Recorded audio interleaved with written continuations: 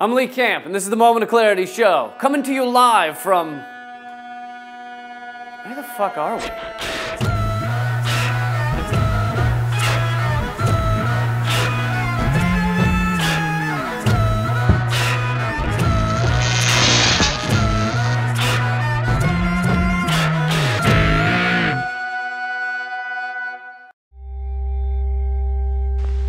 Everything is in readiness now, and history is in the making.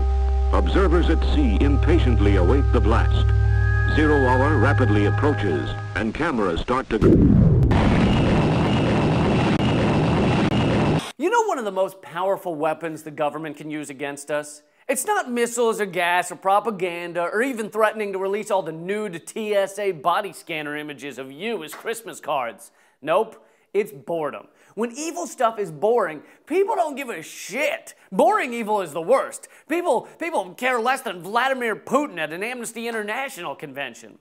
I'm about to tell you about a highly secretive trade agreement the U.S. is entering into that will fuck with the safety of our food, the strength of our environmental regulations, and will protect foreign corporations from our laws. And that's just the friendly stuff.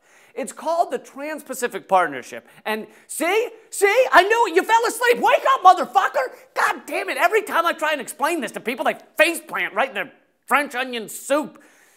Maybe I should stop giving them French onion soup before. Though you may not drive a great big Cadillac, against the white wall, TV antennas in the back. You may not have a car at all, but remember, brothers and sisters, you can still stand tall. TPP, as it's called, would be the largest quote-unquote free trade agreement in the world. And free trade sounds good, doesn't it? This is America. We love freedom. We're all about freedom. Free trade sounds like it involves a world of cotton candy and lollipops, a world where people are happy and Star Wars never had its corpse dragged to the mud, and that mud is filled with diarrhea. What? It's called free trade because once it's passed, American workers are free of jobs, and corporations are free of regulations, and Wall Street is free of restrictions. 2.5 million jobs have been lost due to NAFTA alone, the North American Free Trade Agreement. And most importantly, under TPP, foreign corporations won't even have to abide by our laws. If they feel something is unfair, they can take their complaint to an international tribunal. Just like the bad guys in Star Wars. I find your lack of faith disturbing. And I know what you're thinking. Oh, Lee, I'm sick of hearing about the Trans-Pacific Partnership. Every day you turn on the news and they're talking about it, they're showing pictures of it, they're asking us whether it's bigger than we thought, whether it could endanger New York City, whether it could have implications for generations to come, and oh, wait, that's Kim Kardashian's ass. The reason you haven't heard about TPP is because the negotiations have been largely top secret. And you have to ask yourself, when our elected representatives are negotiating a trade deal that will fuck with all of our lives, why should we be kept in the dark like a dog on the way to be neutered? Right now, our government is looking straight at us and going, don't worry, we're just going to the park. Just a little ride to the park. We're not gonna chop your balls off or nothing. Everybody hurts.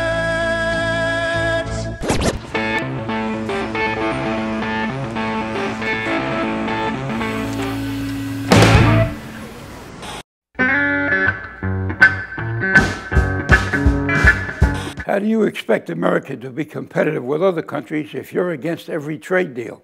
Not exactly clarity, just cunty. Jeez, Henry, such language. So the be competitive thing, I hate this argument. You hear this argument whenever you talk to anybody about unions or about workers. They say, well, how can we be competitive? Well, think about what they're asking us to be competitive with. We're talking child labor. We're talking slave labor. They're literally prisoners put into jail for things like religious beliefs in China who are then forced to work endlessly.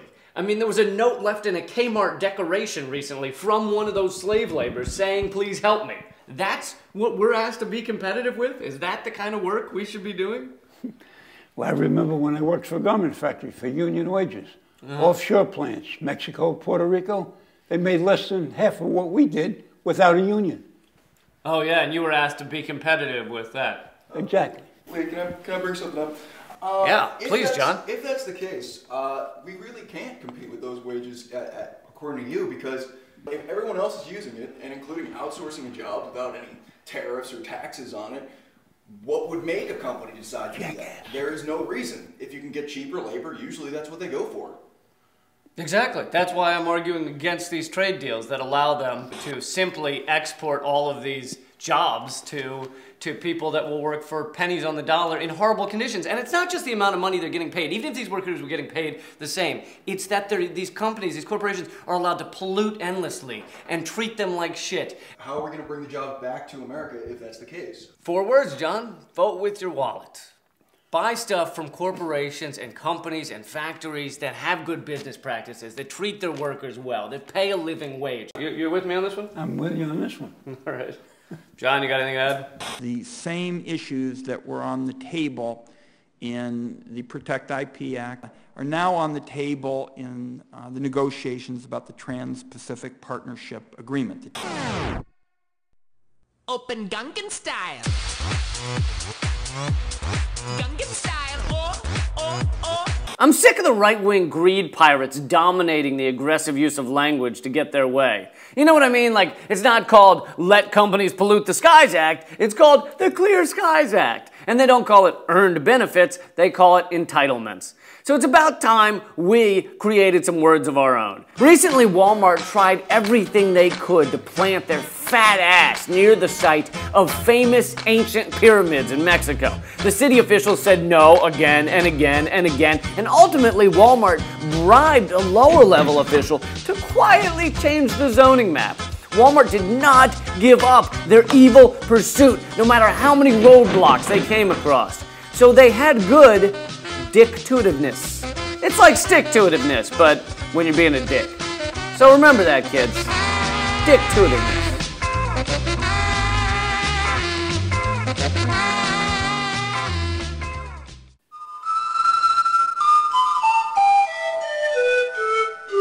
Oh, hello. I didn't see you there. I'm gonna have to put my pants back on. This is the interview part where we talk to amazing people. This is going to be Dr. Margaret Flowers and Kevin Zeese, who are, I'm proud to say, friends of mine, but also great activists and know a lot about the Trans-Pacific Partnership. So let's see if they can drop some knowledge on us. Hey guys. Hey, how you doing? So why the TPP? Yeah, what we try to do is get to the root causes of the problems that we face. And we've talked a lot about this kind of corporate coup in the United States. We look at the TPP as a global corporate coup. It's going to shift power to corporations so that they have more control than individual nations have. It's going to undermine consumer, environmental, labor laws. It's going to drive wages in the United States down further. It's going to export jobs overseas. It's the largest trade agreement in history.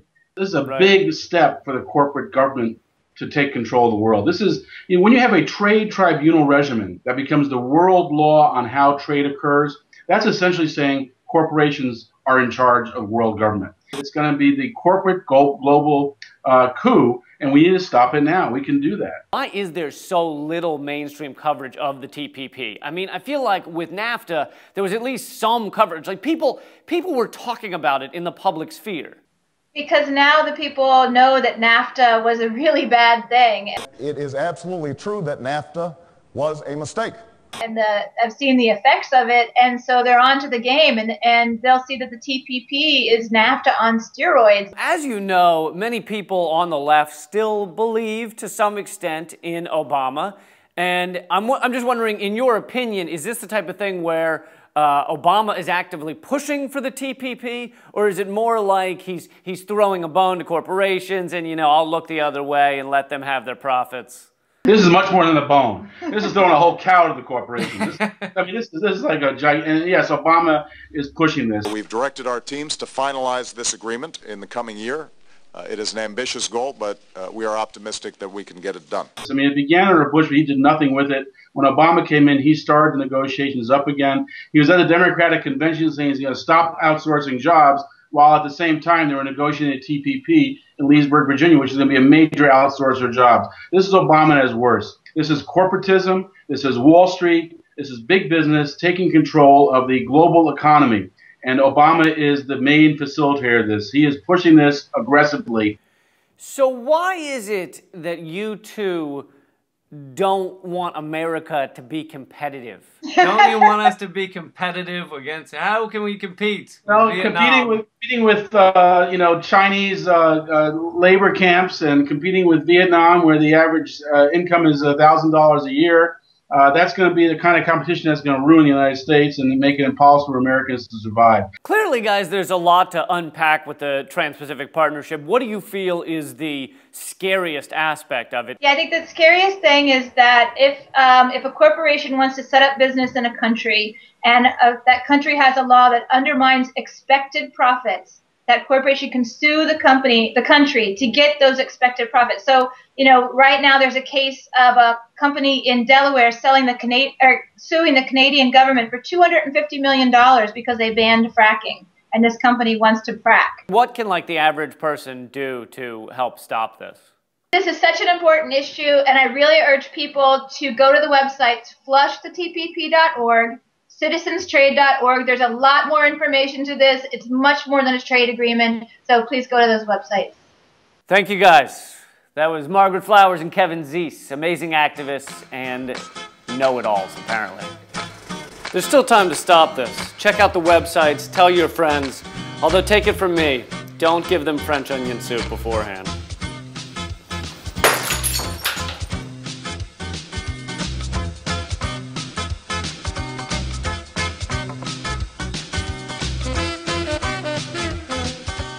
I'm Lee Camp, and this is Moment of Clarity. So subscribe on YouTube, follow us on Twitter @LeeCamp, follow us on Facebook. Keep fighting.